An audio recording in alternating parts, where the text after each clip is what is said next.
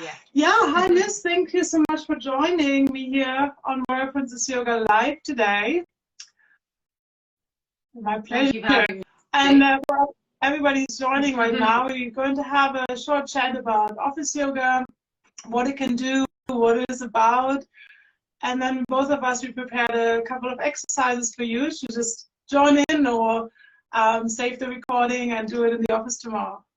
So we prepared a couple of questions, but if anybody has a question who is joining us live and want to pop that into the comments, you're really welcome to do that so we can take them on the go as well. I'm making sure I've got all my stuff on my screen here that we discussed earlier. I have my laptop just down on my feet, so I can take, you know, the yogis just take the foot and the screensaver.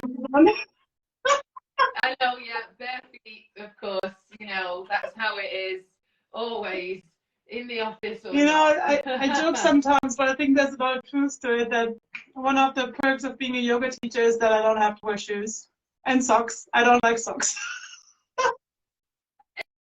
Exactly. So that's fabulous. Cool. So let's start right in. Absolutely, let's go for it. Hello, everybody. Welcome to our talk. Yeah, or maybe, you know what, I'm actually thinking maybe we should introduce ourselves real quick for the people who don't know us. Do you want to go ahead and... Yeah, of course. My name is Miz. I have been a yoga teacher now for just over 5 years. I practiced yoga for 20 years. And came from a corporate background, so very used to being stuck at a desk all day, but also in the events and marketing world, I would often go out and do work on site, and a bit of a yoga practice would really help when I've been doing heavy lifting and sort of fixing things up, you know, on events and stuff. And yeah, I've done a lot of work with different people in different office environments since I qualified as a teacher, from like engineers to insurance companies, different ages. It's in some ways it's like just walking into the unknown. You don't know who from that company is going to join you.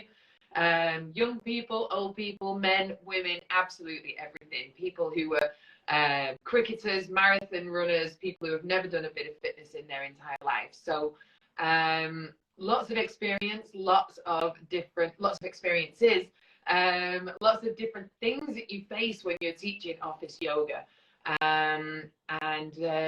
Yeah, I enjoy it. There's a different feeling to teaching in the workplace than there is to being in a studio. Yeah, you know, like I can introduce myself in the end because I want to catch up what you're just saying. Like, what do you think is the biggest difference when you teach in an office environment compared to all your studio experience?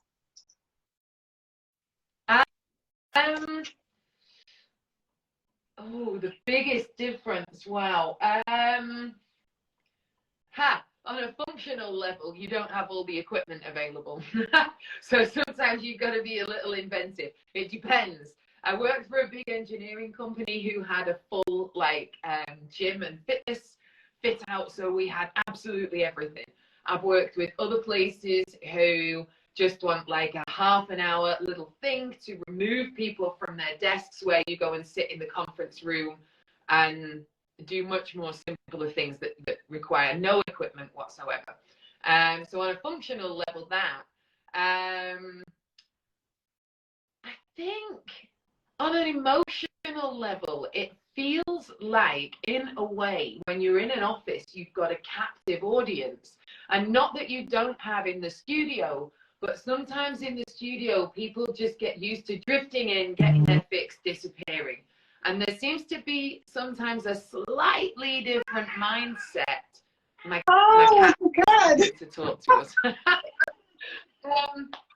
There just seems to be, I don't know, there was something, a slightly different mindset in office yoga when I've taught office and well-being practices anyway. There just seemed to be a different vibe to it somehow. I know what you mean. Like, it's also, you know, when we do office yoga and we have it in the middle of the day, people come just straight out of a meeting, straight from their emails. And when you are in the studio, there is at least a bit of this transition phase of getting there on the bike, in the car, and the, you know, like it's a bit more of a little warm up. When we are in the office, we kind of poof, one thing to the other. Yeah, yeah. And I mean, again, I think that varies depending on where you're teaching. Sometimes people are really eager to be there and have their meditation session fixed. That is their thing for their week. You know, they look forward to you going into the office. Other times I feel like they sort of run in and they're like, right, let's get on with this. Okay, I've got a meeting to get to. And you're like, oh, do you want me here or not? I keep on coming back, so you know. I guess it depends on the environment, on their job, and there's a lot of these things do. You feel like you get more of an opportunity to understand what those people are going through when you're in the office environment because you're in their business. Whereas when you're in a studio, you've got like 20 people from 20 different lifestyles who've done 20 different jobs that day. So sometimes if I'd be in an office environment and say they would tell me that they've been delivering a big project and, you know, there was a big client deadline that they had to work to, that would make me shift the entire practice to sort of satisfy what that bunch of people specifically needed. And it was a little better to be able to do that when you're doing office yoga because sometimes it's tricky to manage all those needs when you're in a studio. Yeah, definitely. You know? And you also mentioned like different companies when you're in engineering. I also went to teach office yoga in places where they have people working in production. So they have repetitive movements the whole time. So that's very different from at least a few more repetitive movements. Yeah, like designers who sit, you know, just over a laptop all day using one hand. And you're like, oh my God, we need to open you out a little bit. Exactly. Yeah, but like you, with this whole business background, like the same for me. I've been working in very high-paced and fast jobs that were not so repetitive in sales. You know, you have like client meetings, but you're like on the road and you're like working 24/7. You know, in sales, like I never slept. But, you know what I mean? But it's, and then going into the yoga world, I was like, well, why are we not merging these things? Because there's so much benefit from just taking a couple of breaths before a meeting. Help you focus and center. It's so powerful. Besides like the physical things you just mentioned, like opening up the neck and the shoulders, and we're going to talk about the target areas in a second a little bit more. But it's really also like the whole thing with we want to be productive, but we're doing everything against it by how we treat our bodies and minds in the office environment. Yeah. I mean, there's so much research around about the various different things that office workers need to do. And I mean, it doesn't necessarily come from a yoga perspective, but from a general workplace well-being perspective. People need to remove themselves from their static position every 20 minutes or so. People need to take the glasses off and look somewhere into the distance every so often. Like you said, when people have meetings or deadlines or whatever, it's really important that you can step away from what you're doing. And this is something that is a thread through yoga anyway, just to remove yourself from that thing that is creating tension and allow yourself to take the deep breath and resettle your nervous system. And being able to inject this sort of stuff into the office environment in a place where people might feel a little more safer and that they're not going to be shoehorned into a incense-filled studio and expected to sit there and sing on for half an hour. You know, I think there's a lot of cliches around yoga. So being able to go into office environments and give people targeted things that they need to help them deliver their work in a more improved way is so important for like employee health and happiness, to help get rid of the amount of sick days that people might take, or even things like lateness. And of course, well, in certain countries, and I think Denmark is actually quite high in levels of workplace stress. So we really need to start injecting these behaviors into businesses, and then employees have a nicer time to do their 9 till 5 or 8 till 4 or yeah, whatever I completely agree. And that's also when I thought about this whole office yoga concept during the lockdown, when we started online, and some people said that was like their lifesaver, and being in the home office, and especially then when you don't have like these reasons to get up, to go to the coffee machine and talk to your colleagues. You know, people were even more on their desk. Yeah. I think and then coming together with other people online and doing these sessions, that was like the feedback was so enormous, and I thought, like, why not bring this also into to the workplaces, and having that idea of bringing people together, also even if it's the same company. But one of my clients for a couple of years now, like the salespeople, the IT programmers are coming together. They're usually maybe not sitting at the same desk during lunch. So it's so different type of people still coming, like man, female, different body types. And as we're doing these sessions, when we're not having a mat base, like normal yoga class, and then we're sitting on a chair. And I think being on a chair brings a lot of benefits because it's a safe space. People know what a chair is. It's not a mat. The yoga mat can be quite intimidating. It's like, how should I sit on a yoga mat? But most people kind of figure out a way to sit on a chair. So that's already like the first step in making it more comfortable and safe. But on the other hand, we can take that chair that we always demonize for what reasons, because it's a really bad thing to sit on.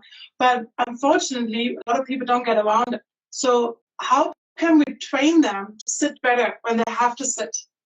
Not every office has a standing desk, and I mean, a lot here in Denmark have, but still they go into meetings. And some people, my mother-in-law just told me they had a 6-hour meeting the other day. You're not standing in these meetings, right? So you sit on these big conference tables, and everybody's in their chair, but like just getting used to a better posture can be so beneficial, not only for your spine, because like the disc collapse is a real thing for a lot of people, but the whole breathing, you know, it's just like, I breathe. Yeah, everything's collapsing in. If you sit late and everything's just disappearing into itself, you need to take some bigger breaths and allow everything room to move. If I was running meetings, I think I would, if I had 6-hour meetings, I think I would make sure that we had 1-hour stretching breaks throughout. If I ever go back into corporate work, that would be my goal.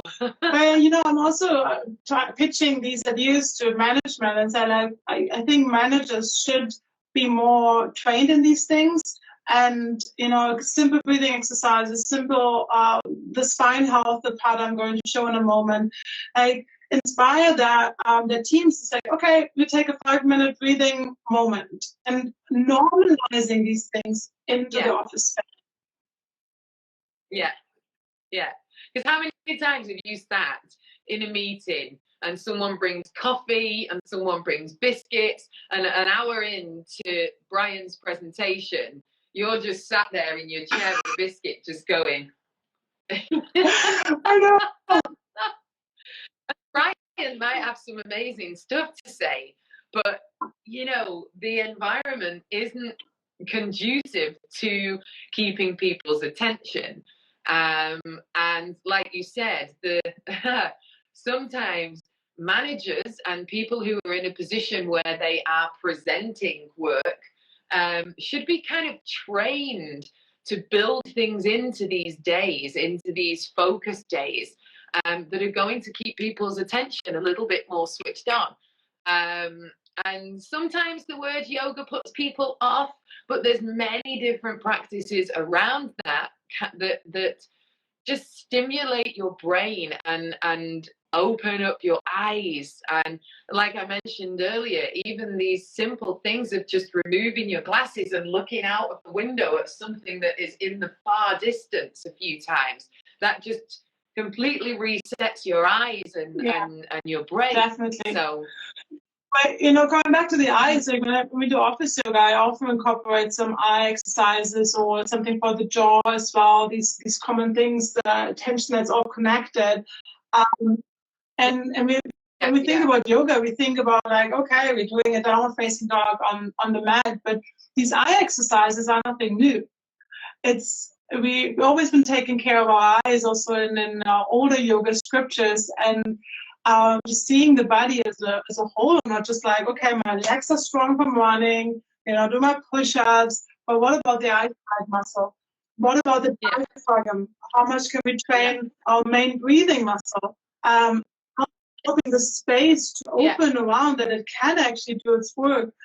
So that is our challenge, I think, as yoga teachers, to say to people like, forget everything you know about yoga and just come to a class and see how you feel afterwards. That's all you need. You will feel better. You feel a little bit less stressed. Immediately after 30 minutes of office yoga, everybody goes out, oh, that is exactly what I needed. All the time. I feel like sometimes the office yoga can potentially give you as a teacher the opportunity to dive into all of those little fringe things that you don't necessarily learn when you've just done a 200-hour training. The things like doing vision drills that are going to help with people's proprioception and balance. Doing nerve flossing, really simple things where you can just wake up the nerves that are in your body after you've been sat for however long. So there's many different things that are on the fringe of yoga that, like you said, have been around for a long time. I mean, I got certain vision drills from my Taoism teacher, which again, like, the ancient yogic scripts, practices that are hundreds, thousands of years old. It's not a new thing, even though they're newly connected to all these neurological sort of patterns. Practices. These neurological patterns are within us as humans and have been reported for a long time. And I feel like office yoga is the opportunity to get people to dip into all of this stuff that's like around the edges that you don't actually get to put into a regular studio class, because in a studio class, people want some movement. They want their vinyasa. They want you to learn how to do crow pose or whatever. Whereas in an office environment, you're looking at completely different things. You're looking at comfort, posture, breathing, the awakenedness of that individual in terms of their brain. So it's quite exciting, really, to think of the amount of different things that you can put into office yoga. It's the office yoga, Warrior Princess Yoga is offering. We always have these three components. I also said it to the clients. We will always breathe. We will always do something for the mind, some mindfulness meditation, and we always move. To have this holistic approach and also to understand that how it all goes together. And when we think about it, that's also the foundation of yoga. It's not only the movement, but we shouldn't forget about the movement on the other hand, right? It's still part of feeling good in our bodies. So what you said, like the eyes, the postures, every time when I ask them what you want to do, neck. And neck is also something so interesting when what you said, like after the teacher training, you kind of start digging a bit deeper here and there, and all these things you learn later on. But how mouth breathing is actually connected to overusing the muscles in the neck and in the upper chest. So when we start training more nose breathing, for a lot of reasons is a good idea, we can actually release that and say, oh, this is so smart. Like, and we don't always need to explain it in such detail because often we have half an hour with our students, but with time, and that's something I really want to stress, though, is when companies start incorporating this on a weekly basis, people will feel all the benefits super fast because it's so important to do regularly, right? And also the whole idea of what I said, bringing different people together. The other thought I always have is the office yoga. I want to make it more acceptable. People can just sit on the desk and take a breath with their eyes closed, and no one looks at them. Because, they're just doing some yoga. Yeah. Really making it normal that it's not only that half an hour, but both of us, when we go into the offices, we teach them things they can do every day when we are not there. Right? Yeah, exactly.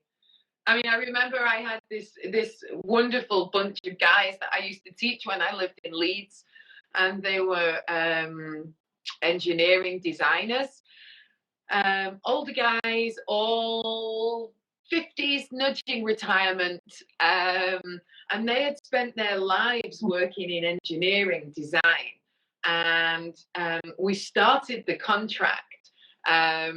We started in their fitness space, and I very quickly realized that some of them couldn't even get down onto the floor to sit because they were so stiff, and so we shifted to work in the conference room, and I ended up working with them for months, and they thoroughly enjoyed coming together from their different departments and meditating. That was what we did.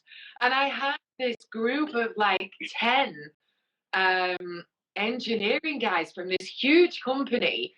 I think they even got a place here in Copenhagen, and they were producing the kind of things that the likes of Maersk use. They were a big company. And they would all come together, these guys, and it was the absolute highlight of their week, their meditation group, for them all to be together and meditate. And that was what we did. And I told them about mudras, using their hands. We did different bits of breath work, looked at posture, like you said, really, really simple things. And then we'd sit and meditate with, and I would read something to them. And just a half an hour session every week. Boom, they absolutely adored it. So they were devastated when I moved here, moved to Copenhagen. But that really did not pan out how I expected it to. And that's the amazing thing, that you can give these people something that is not tied to the requirements of a studio schedule. You get to know them and you learn about them, and that little team that they can be together doing something really lovely. And aside from all of the technical stuff, that is just so, that in itself is just really lovely. Yeah, here, it's this community. When you think about yoga, is often translated into union. We're actually coming back to the essence of that we are all in this, excuse my French, shit together.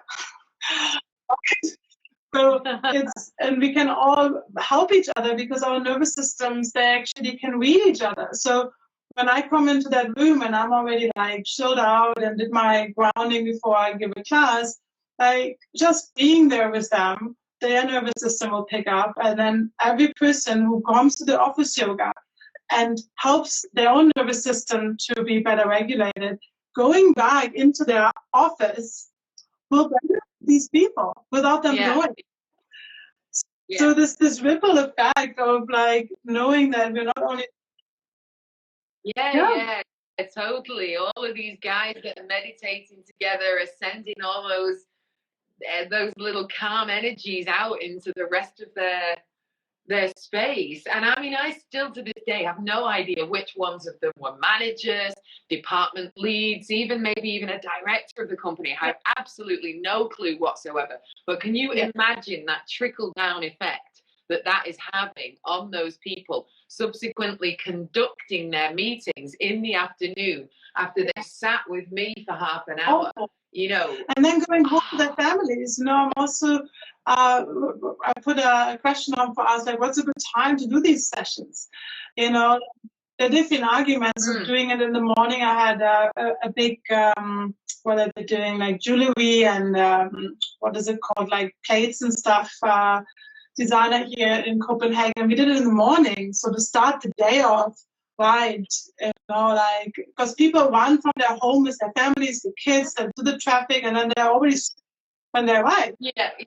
So that was a popular spot. But then also we have these sessions before lunchtime, because there's a lot of research on that when we're stressed and we eat, we're actually not taking all the nutrients in. So calming down before lunchtime. And then I had clients where we do afternoon sessions. So we actually find the separation again between work and home, and this really lovely end of day, just give it a break. And then going home fresh with that mind and like, okay, I actually have some energy now for my friends and my family now. Yeah, exactly. Yeah. And each time of day that you can deliver these things, like you said, is going to bring a completely different thing to what those people are subsequently moving on to. And even, you know, like after work, you can say, yeah, but they go to the yoga studio. Yeah, some of them will. But a lot of my students in office yoga, they don't go to additional yoga. That's their yoga is these half an hour, because they don't have the time. I don't believe in having time, but they cannot prioritize the time because of their life situation, and it's so beneficial. You know, some companies. Yeah. And people sometimes find actually joining a yoga studio a little overwhelming, like we mentioned at the beginning. You know, it's putting these practices into an accessible space for them.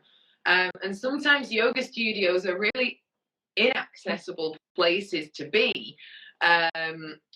We've I don't know whether people watching will have seen these conversations around, you know, the amount of men that practice yoga or don't practice yoga. It's seen as a very like young woman sort of thing to do. And sometimes guys are a bit like, oh, you know, I really want to go there. It's like the ladies' place. So being able to take that into their workplace and be like, right, okay, this is what we do, but this is special for you. It allows these practices to become more accessible. And I really think that this is what workplaces should be. They shouldn't be these monumental sort of stress-creating monoliths that are in people's lives. They should be accessible spaces where people get to be and exist for a huge portion of their lives, potentially doing something that they love and that they studied at university, etc., etc. And the subject matter therein should be accessible. And that's where having these different things layered into their working day really helps them, like having lunch provided, for instance. You know, it's as important as that. If the business are interested in the nutritional levels of their employees, they should really be interested in the wider well-being and health. I couldn't agree less. I think, or couldn't agree more. Sorry, I always get that wrong. The non-English words. I agree. More. It's just you know, when you also look into the people we've been working with already, like getting that feedback of, oh, I needed that today. I heard that. It's just great because you see it helps you, and you know, they bring their colleagues the next time. You should try that. It's really powerful to see how that spreads, and that awareness of our mental well-being is important. And you know, you said that in the beginning. I was quite shocked when I found out how many people are on stress leave in Denmark every day, and how much that actually costs the company. And you know, what we are offering is so much cheaper for anybody who's like thinking, "Oh, this must be so expensive." So much cheaper than having one person on sick leave, just one. Yeah, if people were started to look at the full cycle of their budget rather than just being like, oh, don't want to spend money on yoga. It's like, well, what does that do for your business? How does that help your staff? And subsequently, what do your staff then deliver or not? You know? And if people can see that a small investment in movement, breath work, good food, etc., then feeds back into that workforce to make them more, what's the word I'm looking for? Happier. It's really, it's super powerful. But you know, I think we sold it. Should we do some? We have been talking for half an hour. Should I start with the spine? Perfect. Yes. So whoever's watching live, and if you're watching the recording later, just, I'm sitting actually on, I don't know, poof, I don't know how to call these things, not even on a chair. And you can do this sitting on the sofa, you can do this standing. And basically what we're trying to want to keep in mind that all our joints want to be moved daily in all the ways they can move. So we were thinking about the shoulder and the hip as a round joint, and when we're sitting on the computer and when we are cycling, walking, we're not moving our head. So that's just one example. And when we think about our spine, it's so many joints, and we're using the forward movement the most. I'm slouching on the couch, sitting on the computer. So we're creating this enormous disbalance for our spines. So keeping our joints healthy, first of all, you want to take that pressure out by just sitting up a nice and little bit taller. And you can just take your hands onto your thighs here, bring your shoulders up, back, and down, and feel how the chest is lifting a little bit. And if you practice yoga before, we do this cat and cow on the mat, but you can do this as seated. I just think you can see me better. Maybe take this off so you see like I came prepared. So we can already combine this with the breath of bringing your chin to the chest, leaning back, and I hold on to my knees here, exhaling. And starting the movement from the tailbone, going up, inhaling, rolling the shoulders back, bringing the chest forward. Yes, very nice. Thanks for joining me, so I don't feel so alone. Exhaling, rounding, feel the stretch all the way to the head here. And inhale, open the chest, roll the shoulders back and up. Very nice. So having that forward and backward moving through the whole spine, not only at that point in the lower back here. Beautiful. So that is one movement and one direction for our spine. And there's two more we should move our spine every day. So the other one I'm going to show you is taking your arms up on an inhale, relax the shoulders, and then taking your left arm, crossing over to your right leg, and bring your right arm over your head.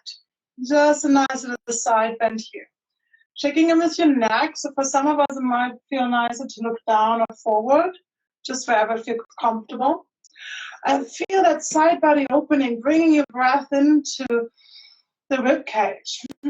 So we're not only benefiting from moving our spine, but also expanding, making more space for the breath. Inhale, come back up. And on the exhale, change the side. Again, find the spot for your neck. That feels good. Also checking in that you're not just collapsing, creating length in your spine. So the core muscles are working. Let's take one more breath here. Feel your ribcage is expanding. Lovely. Inhale, come back up. We're going for a twist now. So on an exhale, turning over and use your core muscles as far as it gets. And depending on how open you want to be. So if you take over towards the right leg, left leg here, it closes the chest a little. So for some of us, it might be actually nicer to stay on the right leg. And if you have a back rest behind you, you can use this as a lever. And inhale, you come back to the center, soft shoulders, and exhale, opposite side. When you turn your palm facing forward, you can also create a bit more space in your shoulder. Exactly. Very nice. Good, huh? Yeah. So I found that the other day, and I was like, wow, I like this. I should do that more often. All right. Inhale, come back up. And exhale, bring your hands down. Ooh, let's just move it out a bit. Should feel nice. It feels nice for me. Right? So backward, forward, side, and twist every day on the chair. Yeah. Yeah. And it's super easy. Just so easy. What do you got for? I have Yes, I'm ready. Shall I show mine? So mine was one of my favorites, and I actually sit like this sometimes at my desk. Ankle to knee. Yeah.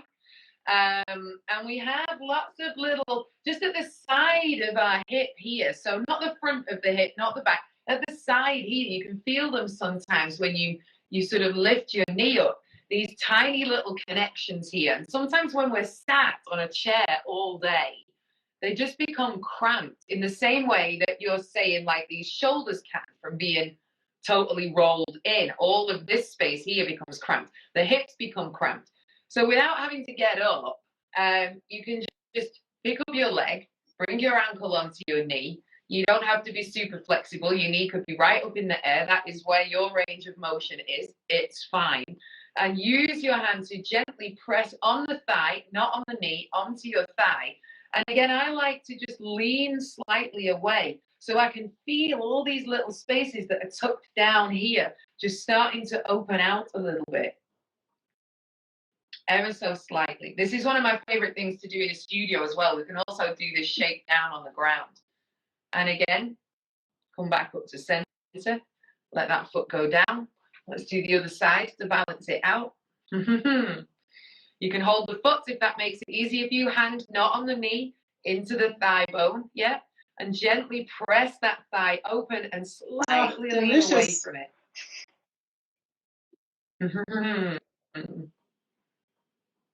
Taking nice smooth breaths as well. By this point, we've probably warmed up with some breath work in the session. My other favorite, as well as all the other things of taking my glasses off, because I have these things to read and to do close work. So every now and again, I really just need to sort of stretch my eyes. Otherwise, I get really squinty. So stretching my eyes for me, if I have my reading glasses on, is super important. And the other one, which coming back to that point in the body that you're saying around the shoulders, actually involves standing up.